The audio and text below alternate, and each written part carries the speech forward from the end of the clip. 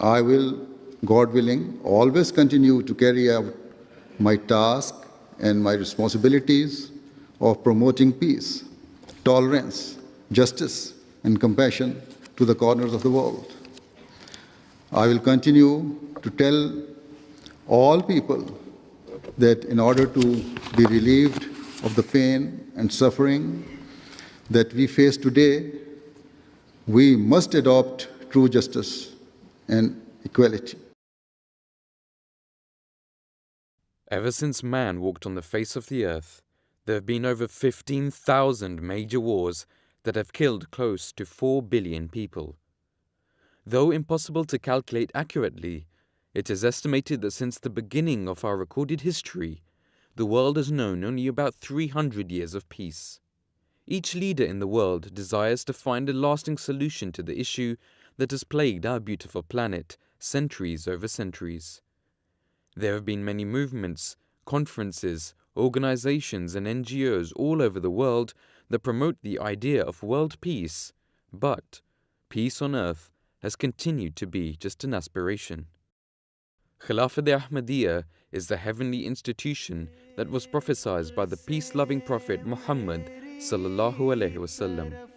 History has shown that whenever the world suffers disorder and injustice, a spiritually guided man stands up and advises the world on how to achieve peace through the heavenly teachings of Islam.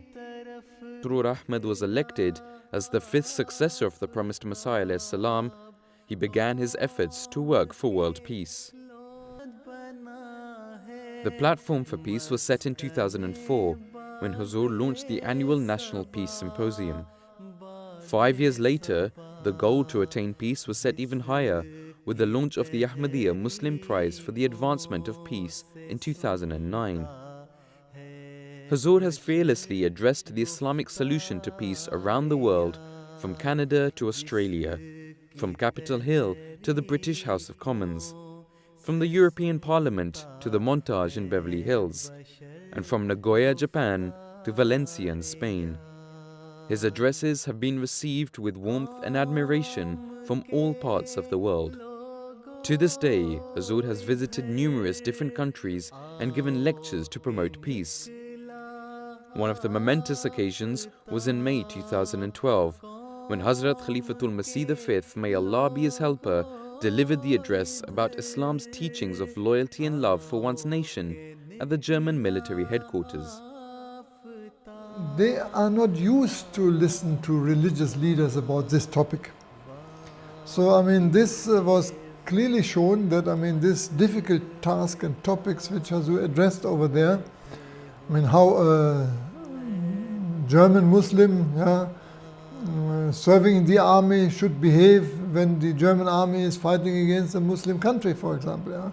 Very difficult questions, but very openly Huzur cleared this matter, and people were in a way fascinated. We observe that the world has become a global village. Mankind has become very closely knit together.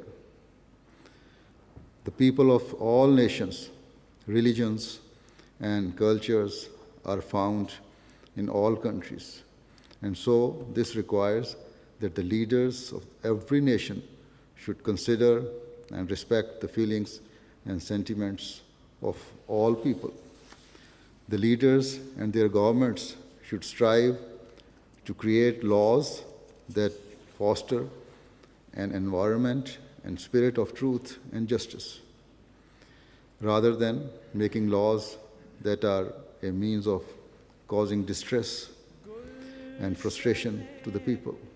Huzur delivered a historic address at the Capitol Hill in Washington, D.C. on the 27th of June 2012.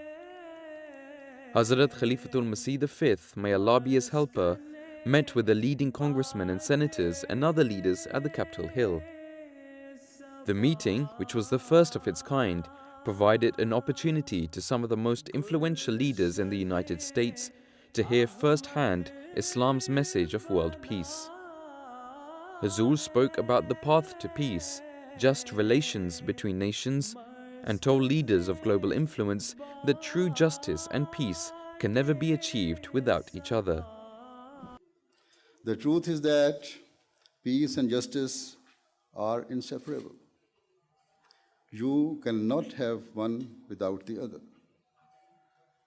And certainly, this principle is something that all wise and intelligent people understand. Brussels, a city that is known for its European Parliament building, this time hosted the Caliph of Islam, Hazrat Mirza Masroor Ahmad. Hazur delivered an historic address on the topic of the key to peace, global unity, to the members of the Parliament of the European Union. Another key principle Islam teaches is that in an effort to develop peace, it is necessary for all parties to never display any form of pride or arrogance. This was perfectly illustrated by the Holy Prophet, peace and blessing of Allah be upon him, when he famously said, a black person is not superior to a white person, and nor is a white person superior to a black person. On May the 11th, 2013, Hazur was welcomed by various leaders at the prestigious Montage Hotel in Beverly Hills, a venue famous for hosting heads of state and high-ranking political officials. Upon arrival, Hazur addressed about a dozen media outlets in a 30-minute press conference on a range of global issues. He then participated in a group meeting with prominent political officials that included Lieutenant Governor of California, Gavin Newsom, Chief of the Police for the City of Los Angeles, and 4 other elected members of Congress.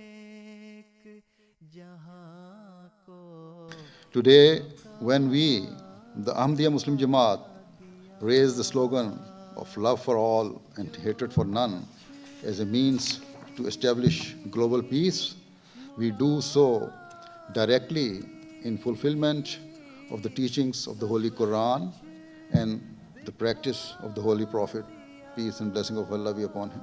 After his visit to the United States, Hazur Anwar took the same message of peace to other world leaders. Hazrat Khalifatul Masih was benevolently welcomed to the New Zealand Parliament in the capital city, Wellington. Hazur addressed the members of the government in the Grand Hall of the Parliament House. Attending the event were members of Parliament, city councilmen, professors, police commissioners, and many foreign council members.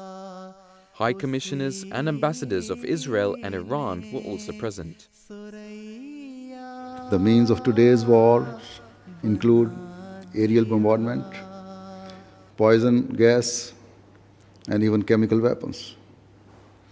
And as I said, there is also the potential use of the most horrific weapon of all, the nuclear bomb. Consequently, the wars of today are entirely different to those of the past.